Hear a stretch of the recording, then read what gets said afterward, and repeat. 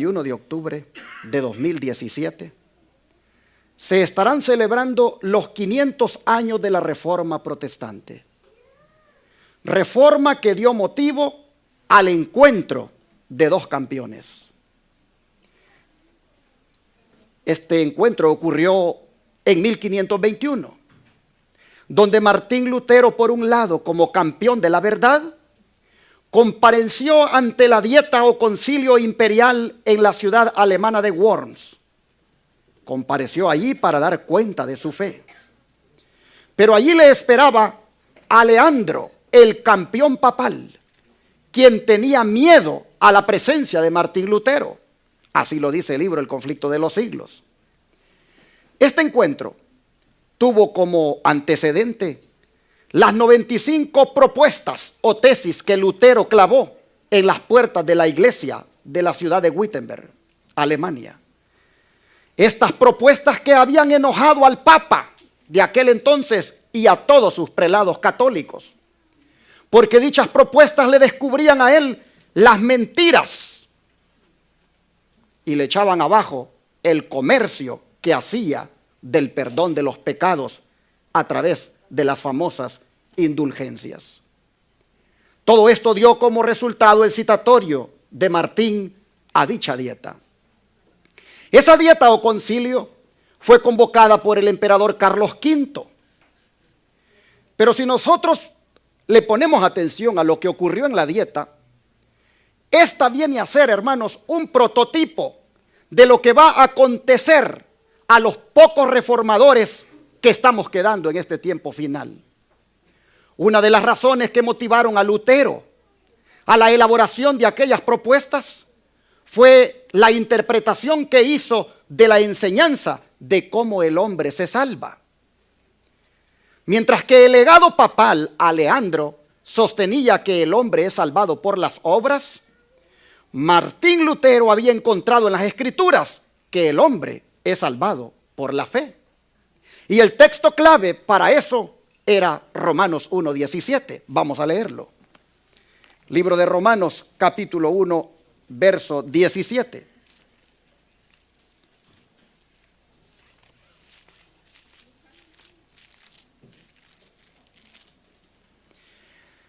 Y la palabra del Señor dice: porque en él la justicia de Dios es revelada de fe en fe, como está escrito, mas el justo por la fe vivirá. En este texto, hermanos, Lutero encontró la paz que andaba buscando. En este texto, Lutero encontró la seguridad de la salvación que vinieron a llenarle su vida de gozo y esperanza. Después de haber padecido angustia e inseguridad en cuanto al tema de la salvación, él encontró en este texto todo lo que necesitaba. Porque Martín Lutero, él quería ser salvo. Martín Lutero, el tema de la salvación le era muy importante. Y esto es algo, hermanos, que debemos admirar e imitar de él. Porque si Martín Lutero estaba preocupado por su salvación, nosotros también debemos estarlo, ¿no es cierto?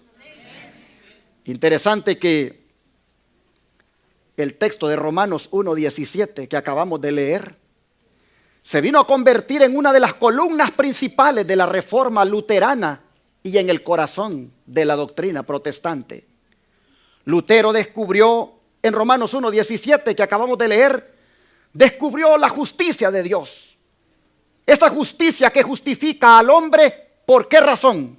Por la fe. ¿Qué significa esto? Significa, hermanos, que Dios absuelve al hombre. Significa que Dios lo declara justo y lo trata como tal. La reacción de Lutero al encontrar aquella verdad es bien interesante. Mire lo que él dice. Me sentí, dice, encendido por el deseo de comprender debidamente un término empleado en la carta a los Romanos en el primer capítulo, donde dice que la justicia de Dios ha sido revelada en el Evangelio. Al fin, dice, Dios tuvo piedad de mí. Mientras yo meditaba día y noche y examinaba la lógica de estas palabras, la justicia de Dios ha sido revelada en el Evangelio, como está escrito, el justo vivirá por la fe. Empecé, dice, a comprender que la justicia de Dios aquí significa la justicia que Dios da y por la cual el justo vive si tiene fe.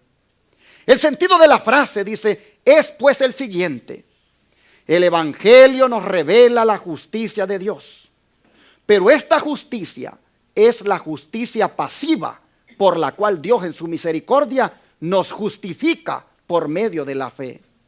De pronto, dice, me sentí como renacer y me pareció haber entrado por unas puertas abiertas de par en par en el mismo paraíso.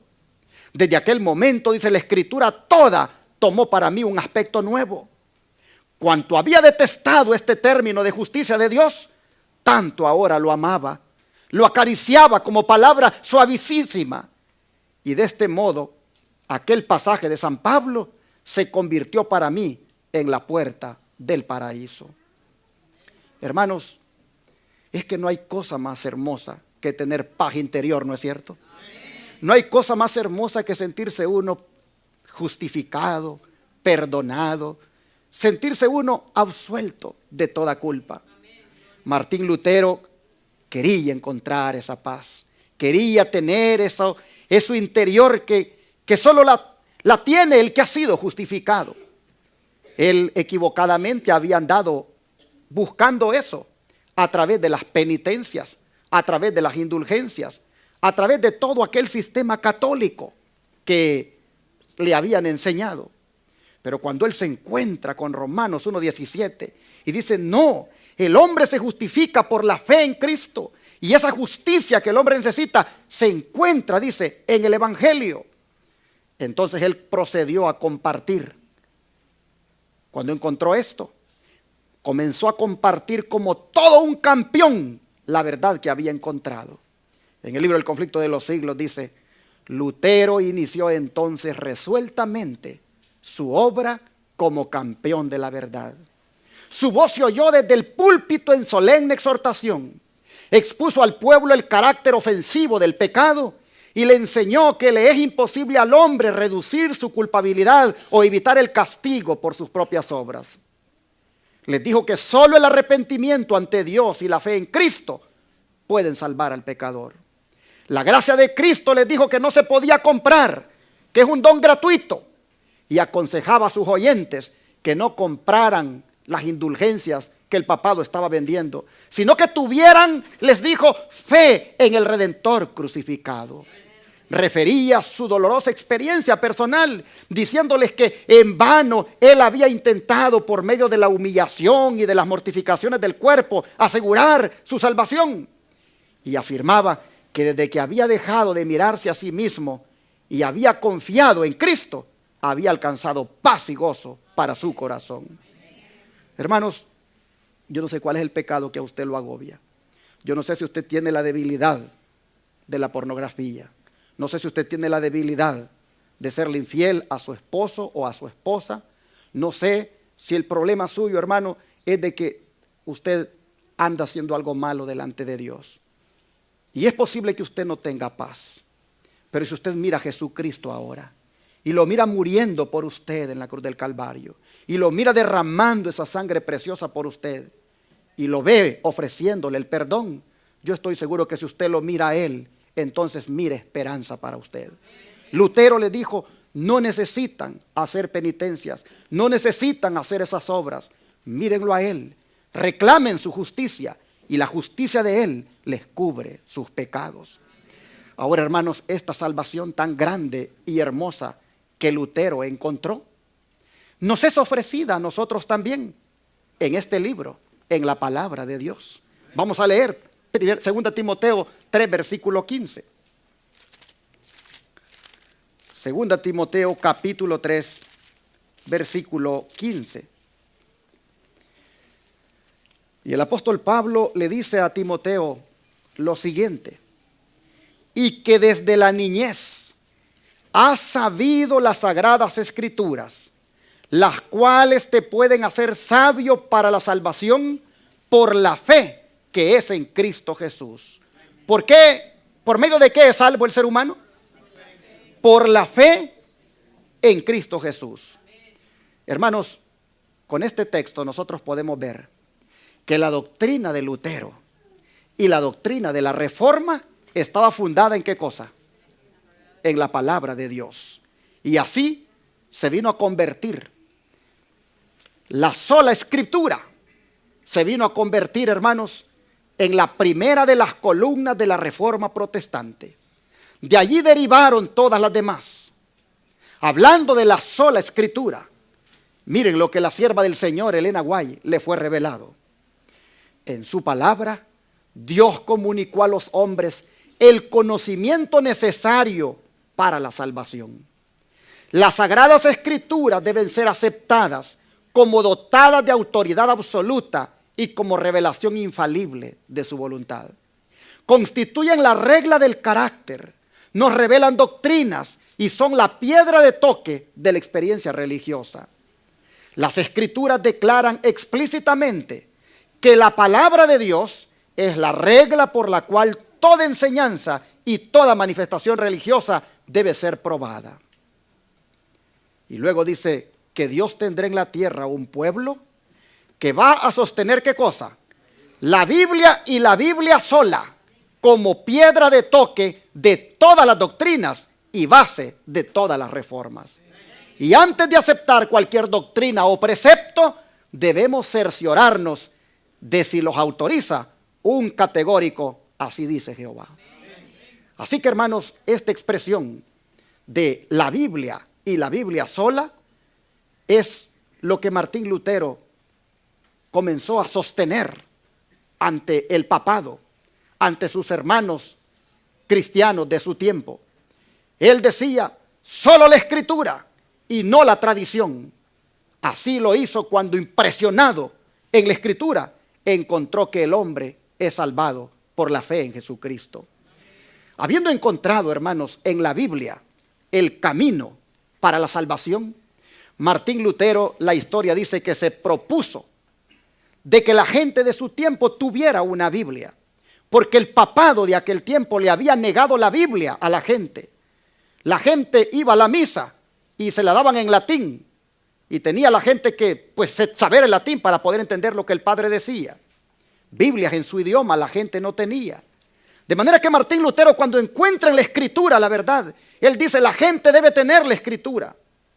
Y así él comenzó a abogar para que la gente tuviera acceso a la Biblia en su propio idioma. Algo que, como ya dije, el papado lo tenía prohibido, pues de esa manera la gente descubriría sus falsas doctrinas que propagaba. Así que debemos dar gracias a Dios, hermanos, nosotros hoy, porque el Señor levantó a Martín Lutero. Debemos de dar gracias a Dios porque hubo un valiente como él, que sostuvieron que el estudio de las escrituras no es exclusivo de eruditos en materia de religión, sino que hasta un niño la puede entender. Así le dijo Pablo a Timoteo. Desde la niñez le dijo, has conocido las sagradas escrituras, las cuales te pueden hacer sabio para la salvación que es en Cristo Jesús. Hermanos, desde niño, un niño puede entender las escrituras. No necesariamente tiene que ser solo los eruditos. Y por eso Martín Lutero propagaba y buscaba que la gente entendiera la Biblia. Pero eso le atrajo un gran problema con el Papa León X. Pues el Papa León X estaba propagando las indulgencias, que era un papel que la gente recibía, donde la gente pagaba por ese papel. Y en ese papel, la gente, el que llegaba a obtener el documento, era perdonado de todos sus pecados y aún de los que quisiera cometer en el futuro.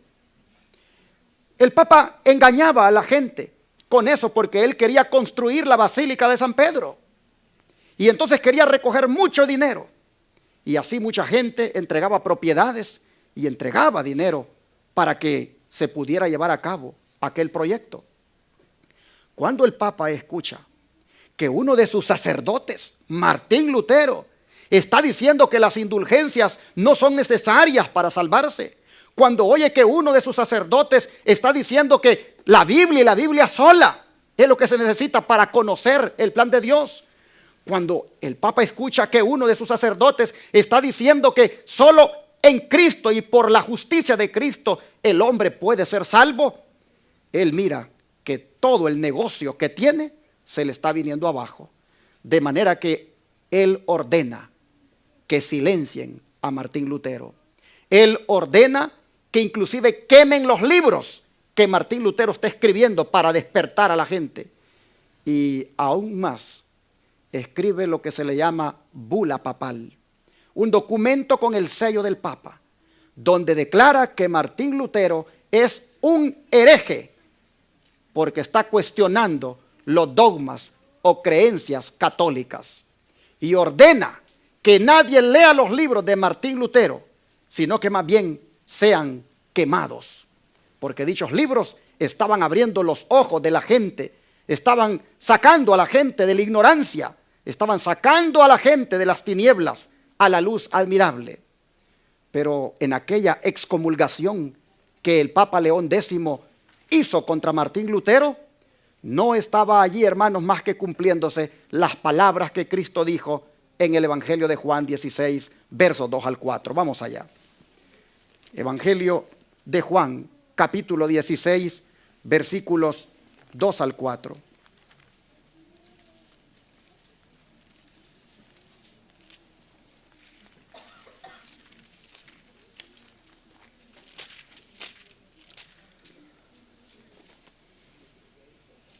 Juan 16, versículos 2 al 4.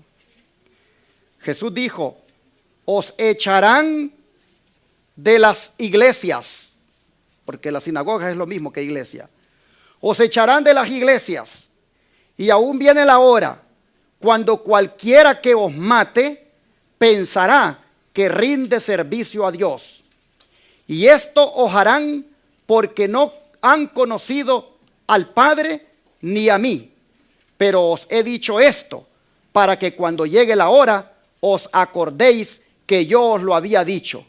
Pero esto no os lo dije al principio, porque yo estaba con vosotros. Lo que a Martín Lutero le sucedió, que lo hayan excomulgado, que lo hayan echado de la iglesia, era el cumplimiento de estas palabras de Cristo, cuando dijo: los echarán de las iglesias. Los echarán de las iglesias, y los que los echen van a pensar que están haciendo la voluntad de Dios con eso. Martín Lutero experimentó en carne propia cómo su propia organización religiosa lo echó de su seno, cómo su propia organización religiosa a la cual le sirvió lo echó cuando disintió, cuando no estuvo de acuerdo con el proceder de los líderes. Hermanos, ¿qué hizo Martín Lutero cuando lo echó la iglesia? ¿Se puso a llorar? ¿Se desapareció por allí y nadie supo qué se hizo Martín Lutero? No. La historia dice que él agarró la bula papal y públicamente la quemó. Y otros libros católicos también los quemó. Y de esa manera rompía toda relación con la iglesia papal. Y de esa manera se cumplía lo que Cristo había dicho en Juan 8:32. ¿Qué dice Juan 8:32?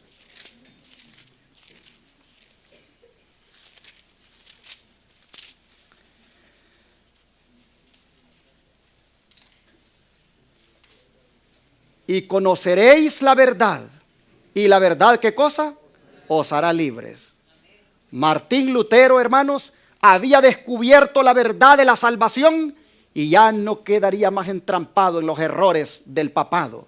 Era un hombre libre en Jesucristo. La sierva del Señor, Elena White, dice: el medio, dice, por el cual se puede vencer al maligno es aquel por el cual Cristo venció: el poder de la palabra. Dios no domina nuestra mente sin nuestro consentimiento, pero si deseamos conocer y hacer su voluntad, se nos dirige su promesa: conoceréis la verdad y la verdad os hará libres. Si alguno quisiere hacer su voluntad, dijo Cristo, conocerá de mi enseñanza. Apoyándose en estas promesas, cada uno puede quedar libre de las trampas del error y del dominio del pecado. Evangelismo, página 454. La verdad, cuando se encuentra, abre los ojos a cualquiera y le libera a uno de organizaciones religiosas, le libera a uno de dominios que puedan estar haciendo los hombres. Uno encuentra solamente en Jesucristo esa libertad. Hermanos, pero la reacción de Roma ante lo que hizo Lutero de quemar la bula papal y quemar los libros católicos, la reacción de Roma no se hizo esperar. Desde Roma fue enviado a Alemania a Leandro, uno de los prominentes campeones del papado. Llegó allí para cabildear con el emperador Carlos V para que condenara a Lutero, y así el poder civil unido con la iglesia destruyeran al reformador, tal como ocurrió con el reformador Jesucristo en relación con los líderes de su tiempo. ¿Qué dijeron los líderes religiosos cuando tenían al reformador de su tiempo, a Jesucristo? Vamos al libro de Mateo 27, versos 1 y 2. Mateo 27, versos 1 y 2.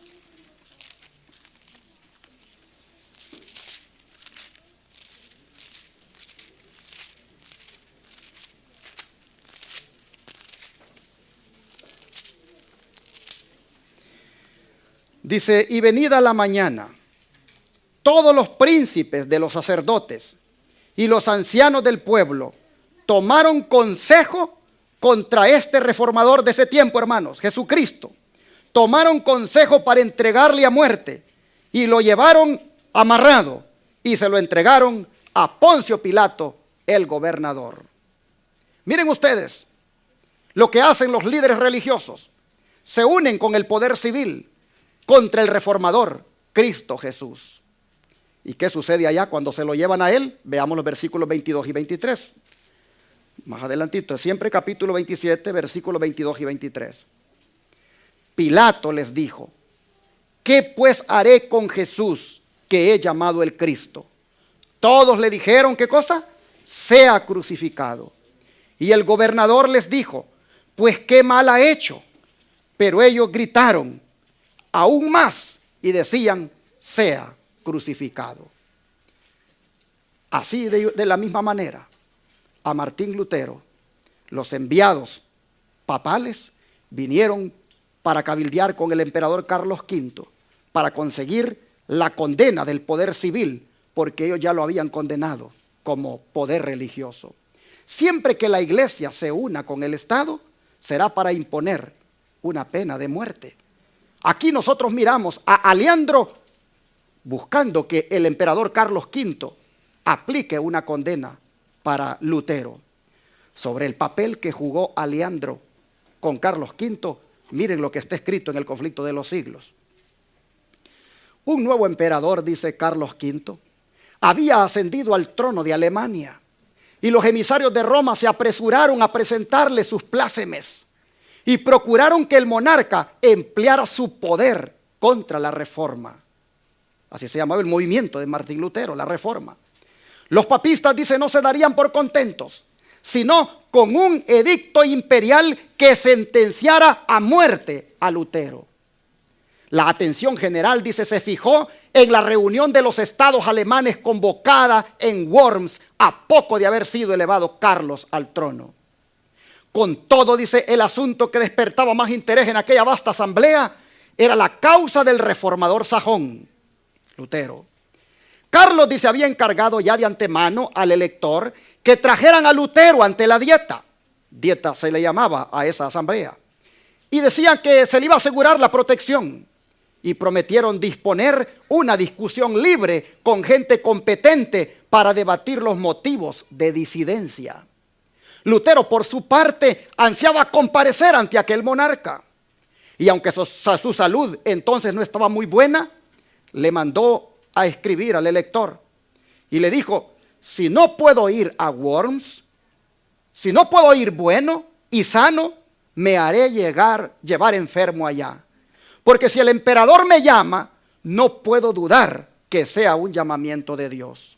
Si quieren usar de violencia contra mí, lo cual parece probable, puesto que no es para instruirse por lo que me hacen comparecer, lo confío todo, dijo, en las manos del Señor. Aún vive, dijo, y reina el que conservó ilesos a los mancebos en el horno ardiente. Si no me quiere salvar, dijo, poco vale mi vida. Impidamos solamente que el evangelio sea expuesto al vilipendio de los impíos y derramemos nuestra sangre por él para que no triunfen. ¿Será acaso, dijo, mi vida o mi muerte la que más contribuirá a la salvación de todos? Esperadlo, dijo, todo de mí, menos la fuga y la retractación. Huir no puedo y retractarme mucho menos. ¿Qué hombre más valiente? Hermanos, pero Aleandro se enfureció. Aleandro se enfureció con la decisión del emperador de mandar a traer a Lutero. Pues miren lo que dice. La noticia de que Lutero comparecería ante la Dieta circuló en Worms y despertó una agitación general. Aleandro, a quien como legado del Papa se le había confiado el asunto de una manera especial, se alarmó y se enfureció. Él preveía que el resultado sería desastroso para la causa del papado. Hacer investigaciones en un caso sobre el cual el Papa había dictado ya sentencia condenatoria era como discutir la autoridad del soberano pontífice. Además de esto, mire lo que dice, tenía miedo que los elocuentes y poderosos argumentos de este hombre, de Martín Lutero, apartaran de la causa del Papa a muchos de los príncipes reunidos allá en la Dieta. En consecuencia, dice, insistió mucho acerca de Carlos en que Lutero no viniera a Worms. Por este mismo tiempo, dice, se había publicado la bula de excomunión contra Lutero.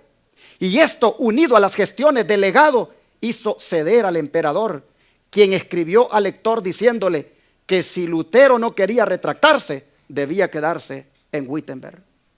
Lo convenció a Aleandro de que no viniera. Bueno, sigue diciendo el espíritu de profecía, el conflicto de los siglos. No bastaba este triunfo para Aleandro, el cual siguió intrigado para conseguir también la condenación de Lutero. Y con una tenacidad digna de mejor causa, insistía en presentar al reformador, a los príncipes, a los prelados y a varios miembros de la Dieta. Lo presentaba como sedicioso, como rebelde, como impío y blasfemo. Pero la vehemencia, dice, y la pasión de que daba pruebas el legado, revelaban a las claras el espíritu del que estaba animado. Es la ira y el deseo de venganza lo que le excita, decían, y no el celo y la piedad. Se rumoraba entre los príncipes. La mayoría de los miembros de la Dieta, dice, estaban más dispuestos que nunca a ver con benevolencia la causa del reformador y a inclinarse en su favor. Bueno, sigue diciendo, con redoblado celo, Aleandro insistió cerca del emperador para que cumpliese su deber de ejecutar los dictos papales. Recuerden que los papas ponían reyes y quitaban reyes en aquel tiempo. Esto, dice, empero, según las leyes de Alemania, no se podía hacer sin el consentimiento de los príncipes. Y Carlos V, no pudiendo resistir a las instancias del nuncio, le concedió que llevara el caso ante la Dieta. Fue este, dice, un día de orgullo para el nuncio. La asamblea era grande y el negocio era aún mayor. Aleandro iba a alegar en favor de Roma, madre y señora de todas las iglesias. Iba a defender al primado de San Pedro ante los principados de la cristiandad. Tenía Aleandro el don de la elocuencia y esta vez se elevó a la altura de la situación. Quiso la providencia, dice, que ante el tribunal más augusto, Roma fuera defendida por el más hábil de sus oradores antes de que fuera allí mismo condenada. Los que amparaban la causa de Lutero preveían de antemano, no sin recelo, el efecto que produciría el discurso de Aleandro, el legado papal. El elector de Sajonia no estaba presente ese día, pero por indicación suya habían concurrido algunos de sus cancilleres para tomar nota del discurso de Aleandro. Resulta de que el elector de Sajonia era el que protegía a Martín Lutero. Bueno, dice que con todo el poder de la instrucción y la elocuencia, se propuso Aleandro derrocar la verdad. Y arrojó contra Lutero cargo sobre cargo, acusándolo de ser enemigo de la iglesia y del Estado, de los vivos y de los muertos, de los clérigos y los laicos, de los concilios y de los cristianos en particular. hay, dijo, en los errores de Lutero motivo para quemar a 100,000 herejes, dijo Aleandro. Y en conclusión, procuró vilipendiar a los adherentes de la fe reformada y dijo lo siguiente: ¿qué son todos estos luteranos? Un puñado de gramáticos insolentes, de sacerdotes enviciados, de frailes disolutos, abogados ignorantes, nobles degradados y populacho pervertido y seducido. Cuanto más numeroso, más hábil y más poderoso es el partido católico, dijo. Un decreto unánime de esta ilustre asamblea iluminará a los sencillos, advertirá a los incautos, decidirá a los que dudan, fortalecerá a los débiles.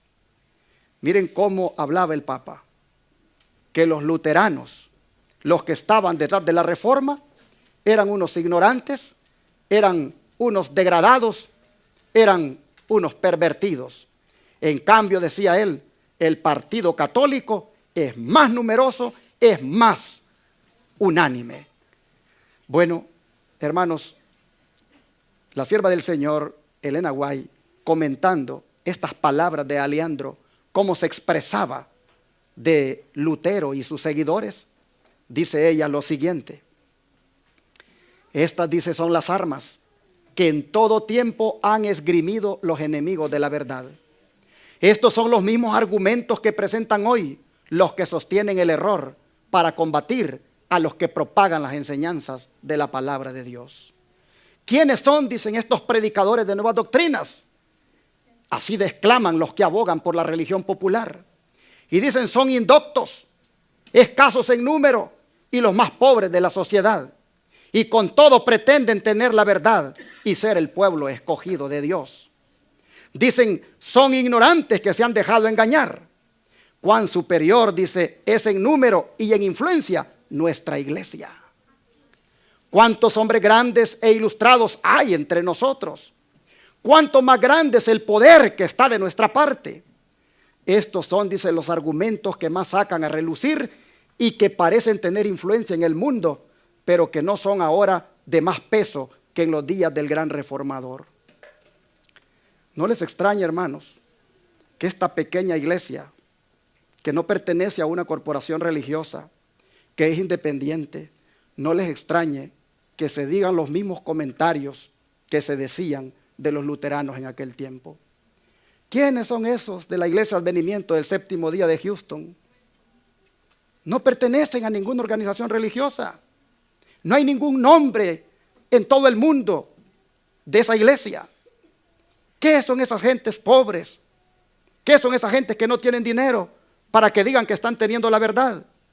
Ahí no hay doctores, ahí no hay gente con maestría, ahí no han salido de Montemorelos, ahí no han salido de la Universidad de Andrews, ahí son gente que campesinas son a lo mejor. ¿Qué son ellos? En cambio, nosotros tenemos un nombre que es conocido a nivel mundial. Tenemos gente que ha egresado de las mejores universidades y estos sí pueden decir que predican la verdad.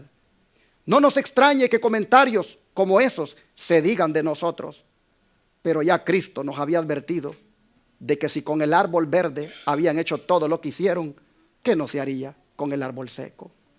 Bueno, hermanos, nosotros tenemos aquí lo que dicen los que ven con desprecio a los que tienen pocos recursos.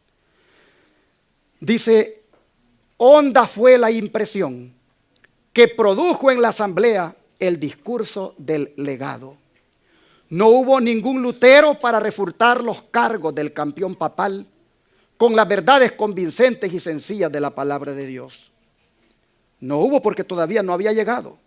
Él estaba buscando que no lo invitaran, que no llegara allí. Ningún esfuerzo se hizo, dice, para defender al reformador en esa ocasión.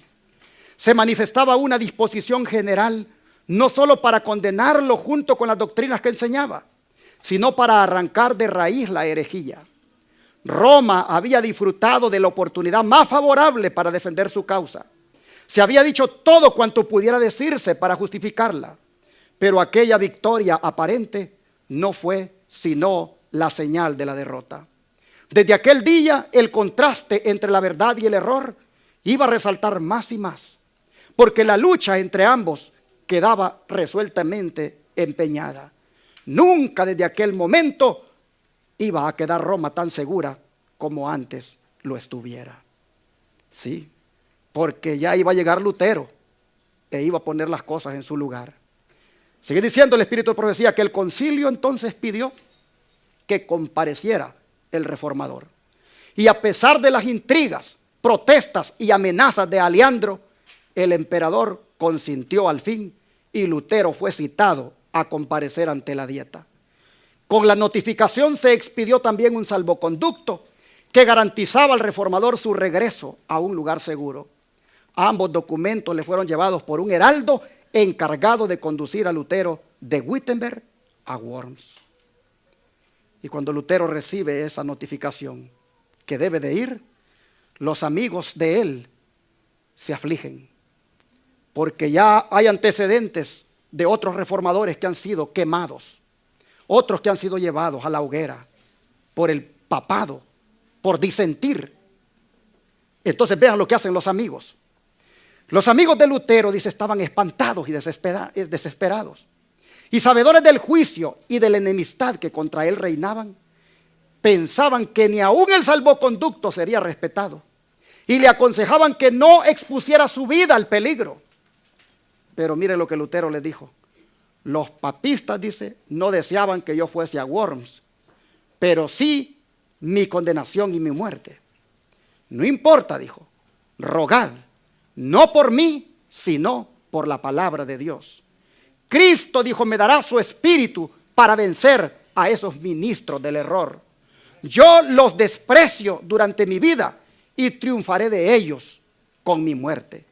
En Worms se agitan para hacer que me retracte. He aquí cuál será mi retractación. Antes decía que el Papa era el vicario de Cristo. Ahora voy a decir que es el adversario del Señor y el apóstol del diablo. Eso es lo que voy a decir y esa va a ser la retractación que ellos esperan que yo diga. Bueno, dice que Lutero no iba a emprender solo su peligroso viaje. Además del mensajero imperial, se decidieron a acompañarle 3 de sus más fieles amigos. Y Melanchthon deseaba ardientemente unirse con ellos. Su corazón estaba unido con el de Lutero y se desvivía por seguirle, aún hasta la prisión o a la muerte. Pero sus ruegos fueron inútiles. Si sucumbía Lutero, las esperanzas de la reforma quedarían cifradas en los esfuerzos de su joven colaborador. Al despedirse de él, le dijo el reformador: si yo no vuelvo, caro hermano, y mis enemigos me matan, no ceses de enseñar la verdad y permanecer firme en ella. Trabaja en mi lugar. Si tú vives, poco importa que yo perezca. Los estudiantes y los vecinos que se habían reunido para ver partir a Lutero estaban conmovidos hondamente. Una multitud de personas cuyos corazones habían sido tocados por el evangelio le despidieron con llantos, y así salió de Wittenberg el reformador y sus acompañantes. Pero en el camino la gente le recibía y la gente le daba palabras de desánimo para que no continuara su viaje.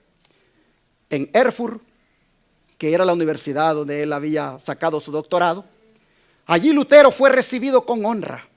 Habló a la vasta concurrencia de las palabras de Cristo. Les dijo: la paz sea con vosotros. Los filósofos, les dijo, y los escritores han intentado demostrar cómo puede el hombre alcanzar la vida eterna y no lo han conseguido. Yo les voy a explicar ahora, les dijo. Dios resucitó a un hombre, a Jesucristo nuestro Señor, por quien, anonadada la muerte, destruye el pecado y cierra las puertas del infierno. He aquí la obra de salvación. Jesucristo, les dijo, venció. He aquí la grata nueva, y somos salvos por su obra y no por las nuestras. Nuestro Señor Jesucristo dice: la paz sea con vosotros. Mirad mis manos, es decir, mira, oh hombre, yo solo soy quien he borrado tus pecados y te he rescatado. Por esto tienes ahora la paz, dice el Señor. Y así el pueblo, dice esta sierva del Señor, Elena White, escuchaba embelesado. El pan de vida fue repartido, dice, a aquellas almas hambrientas. Cristo fue ensalzado ante ellas por encima de papas, legados, emperadores y reyes. No dijo una palabra Lutero tocante a su peligrosa situación, porque no quería hacerse objeto de los pensamientos y de las simpatías. En la contemplación de Cristo se perdía de vista a sí mismo, se ocultaba detrás del hombre del Calvario y solo procuraba presentar a Jesús como redentor de los pecados. Mis hermanos, de Erfurt él siguió su viaje.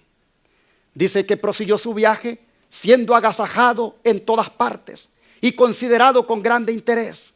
La gente, dice, salían presurosas a su encuentro y algunos amigos le ponían en guardia contra el propósito hostil que respecto de él acariciaban los romanistas allá en Worms. Hubieron unos que le dijeron: os echarán en una hoguera y los van a reducir a cenizas como lo hicieron con Juan Hus.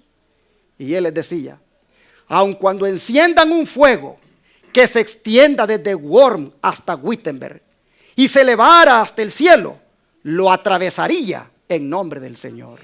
Compareceré ante ellos, entraré en la boca de ese Behemoth, romperé sus dientes y confesaré a Cristo como nuestro Señor. Behemoth en la Biblia aparece como una figura de una bestia grande. Algunos han dicho que es como el hipopótamo, otros dicen que es simplemente una bestia grande. Pero Lutero dijo: iré donde ellos y le voy, dijo, a bajar a ese Behemoth, le voy a romper los dientes y voy a confesar a Jesucristo como nuestro Señor. Ese encuentro entre los dos campeones, hermanos, estaban caldeados los ánimos. Lutero no podía permitir que el sistema papal tuviera engañado al mundo religioso. Bueno, dice que sus amigos se esforzaron por despertar temores en él, describiéndole los peligros que le amenazaban. Todos sus esfuerzos fracasaron. Lutero, sin inmutarse, dijo: aunque haya tantos diablos en Worms, cuantas tejas hay en los techos, entraré allí. No tenía miedo. Y dice que cuando llegó allá, cuando llegó a Worms, una enorme muchedumbre se agolpó a las puertas de la ciudad para darle la bienvenida. No se había reunido, dice, un concurso tan grande para saludar la llegada del emperador mismo. La agitación era intensa y de en medio del gentío se elevó una voz quejumbrosa que cantaba una endecha fúnebre, como tratando de avisarle a Lutero de la suerte que le estaba reservada. Pero él dijo: Dios será mi defensa, y se abajó de su carruaje. Bueno, los papistas dicen que no creían que Lutero se atreviera a presentarse en Worms y que llegara a la ciudad. Para ellos, dice, la llegada fue motivo de profunda consternación.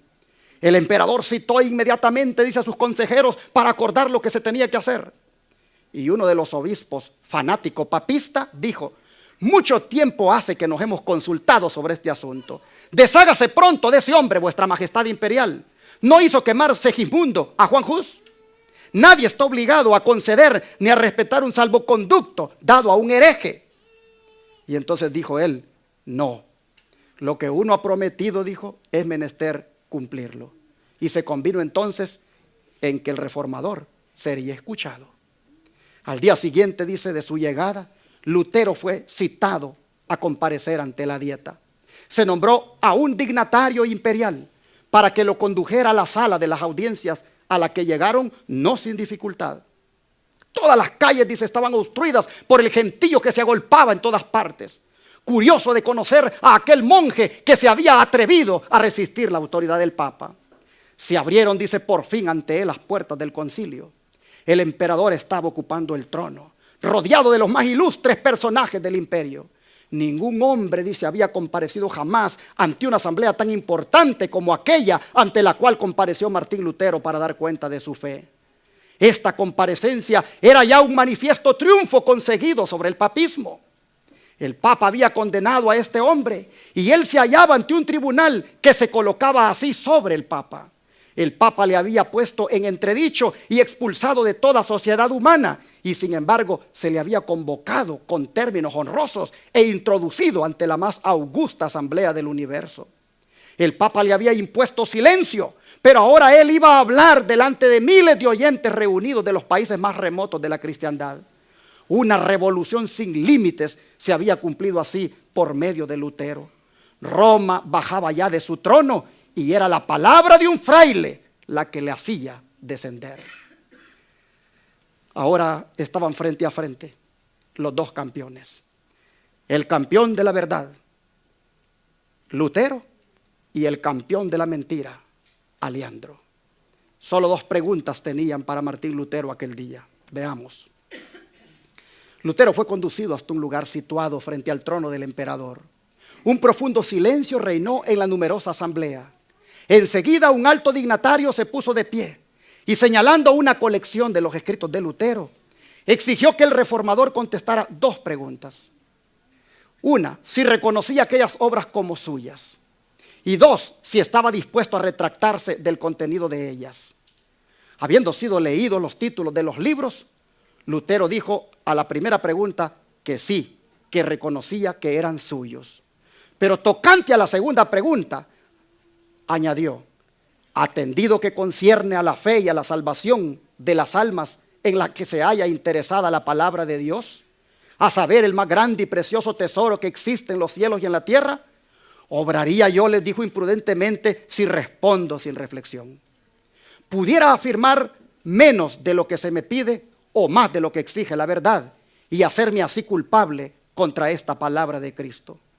Cualquiera que me negare delante de los hombres, le negaré yo también delante de mi Padre que está en los cielos. Por esta razón, dijo, suplico a su majestad imperial, con toda sumisión, se digne a concederme tiempo para que pueda yo responder sin manchar la palabra de Dios. Lutero obró discretamente al hacer esta súplica. Sus palabras convencieron a la asamblea de que él no hablaba movido por pasión ni arrebato. Esta reserva, esta calma tan sorprendente en semejante hombre, acreció su fuerza y le preparó para contestar más tarde con una sabiduría, una firmeza y una dignidad que iban a frustrar las esperanzas de sus adversarios y confundir su malicia y su orgullo. Cuando fue llevado, dice, nuevamente ante la dieta, no revelaba su semblante sombra alguna de temor ni de cortedad, sino que sereno y manso, a la vez que valiente y digno, se presentó como testigo de Dios entre los poderosos de la tierra. El canciller le exigió que dijera si se retractaba de sus doctrinas. Lutero respondió del modo más sumiso y humilde, sin violencia ni apasionamiento. Su porte era correcto y respetuoso, si bien revelaba en sus modales una confianza y un gozo que llenaban de sorpresa a la asamblea. Y dijo: serenísimo emperador, ilustres príncipes, benignísimos señores, comparezco humildemente hoy ante vosotros, según la orden que se me comunicó ayer, suplicando por la misericordia de Dios a vuestra majestad y a vuestras augustas altezas se dignen escuchar bondadosamente la defensa de una causa acerca de la cual tengo la convicción que es justa y verdadera.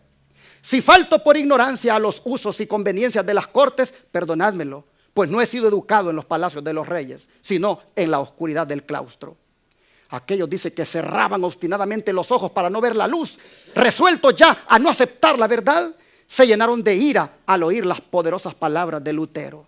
Y tan luego como hubo dejado de hablar, el que tenía que contestar en nombre de la dieta le dijo con indignación: no habéis respondido a la pregunta que se os ha hecho. Se exige de vos una respuesta clara y precisa. ¿Queréis retractaros, sí o no? Y Martín Lutero contestó: ya que su serenísima majestad y sus altezas exigen de mí una respuesta sencilla, clara y precisa, voy a darla, y es esta: yo no puedo someter mi fe ni al Papa ni a los concilios, porque es tan claro como la luz del día que ellos han caído muchas veces en el error, así como en muchas contradicciones consigo mismos. Por lo cual, si no se me convence con testimonios bíblicos o con razones evidentes, y si no se me persuade con los mismos textos que yo he citado, y si no sujetan mi conciencia a la palabra de Dios, yo no puedo ni quiero retractar nada, por no ser digno de un cristiano hablar contra su conciencia. Heme aquí, no me es dable hacerlo de otro modo. Que Dios me ayude. Amén.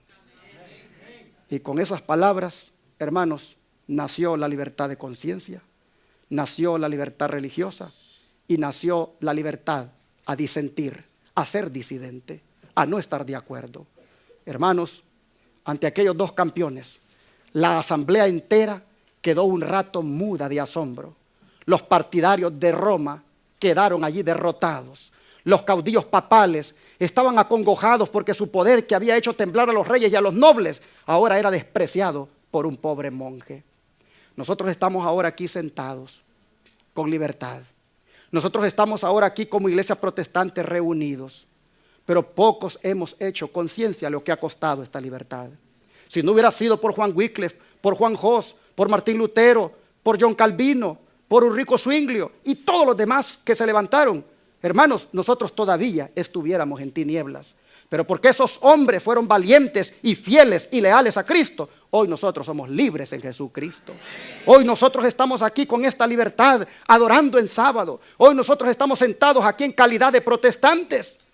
Oh, hermanos, el próximo martes, cuando todos estén celebrando el Día de las Brujas, cuando todos estén celebrando el Día de los Disfraces, el Día de Halloween, se estarán cumpliendo 500 años de aniversario de esta reforma. Esta reforma que por la gracia de Dios surgió en la época de la historia para que nosotros hoy la disfrutemos. Esa reforma, hermanos, va a ser conmemorada por los luteranos, solo que tristemente la van a conmemorar con el enemigo de la reforma, con el enemigo de los luteranos. Recientemente, el presidente de la Comisión Católica para la Unidad de los Cristianos dijo, más que ir a celebrar los 500 años de la Reforma, vamos a ir a celebrar, dijo, 50 años de diálogo que hemos estado teniendo. En otras palabras, lo que van a ir a hacer allí es que después de 50 años de estar platicando, prácticamente se echaron al bolsillo a los luteranos y los tienen ya prácticamente seducidos.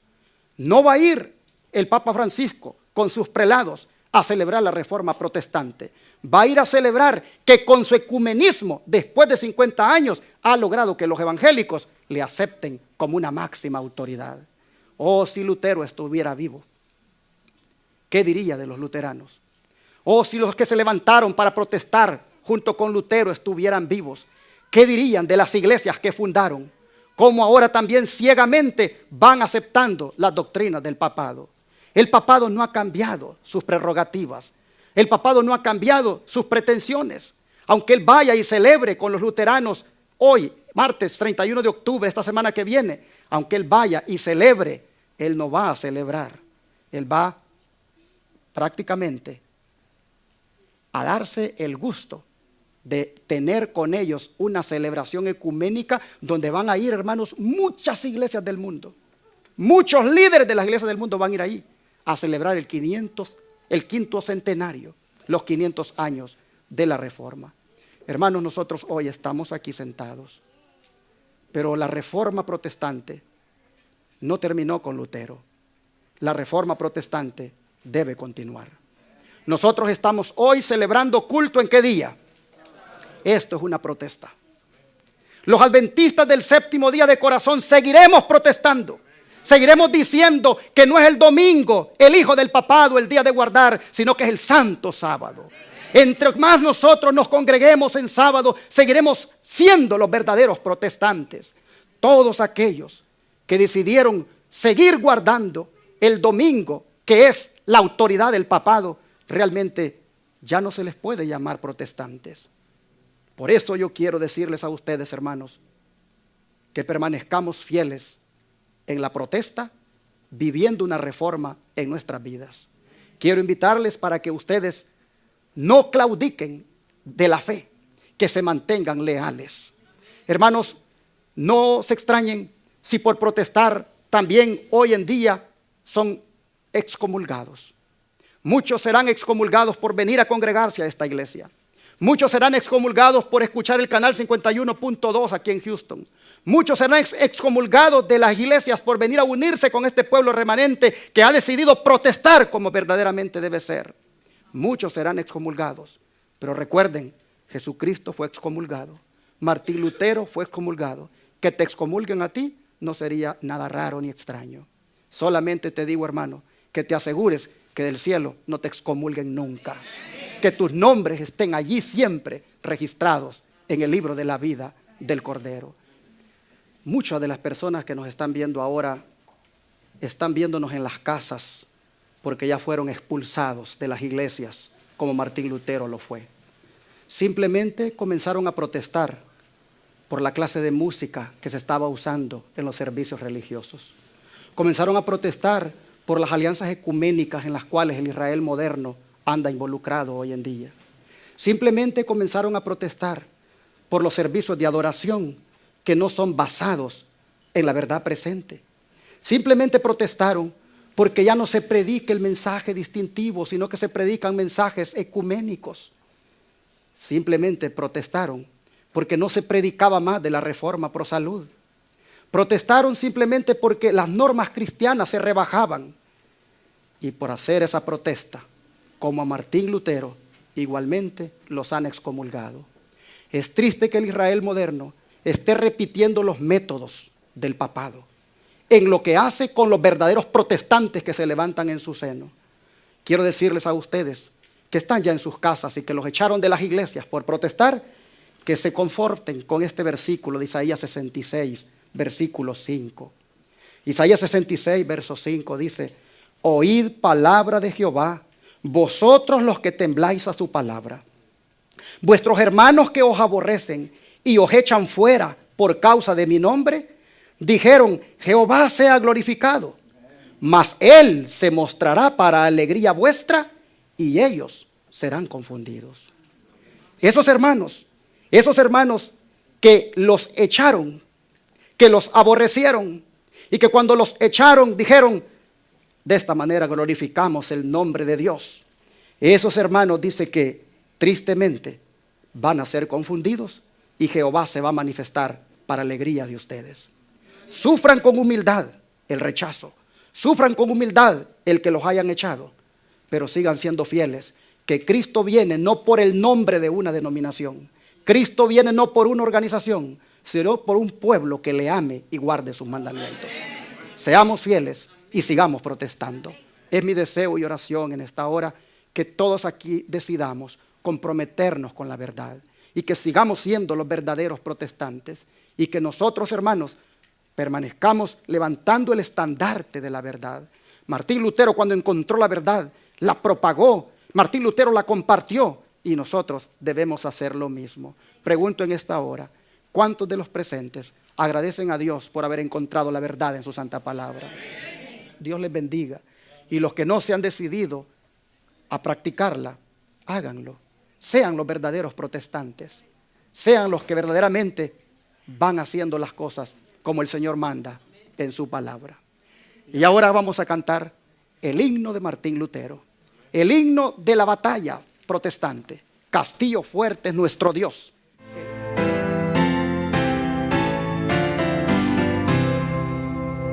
Con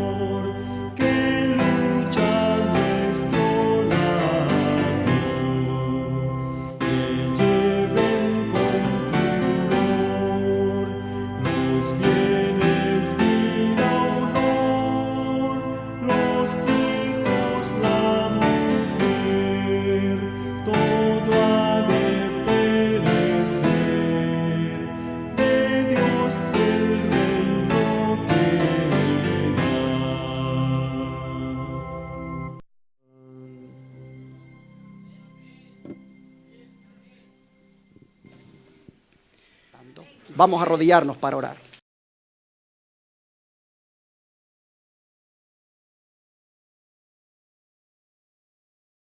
Oh Dios Todopoderoso, te agradecemos, Señor, porque con motivo de este aniversario de los 500 años de la Reforma, nos has motivado a seguir siendo reformadores.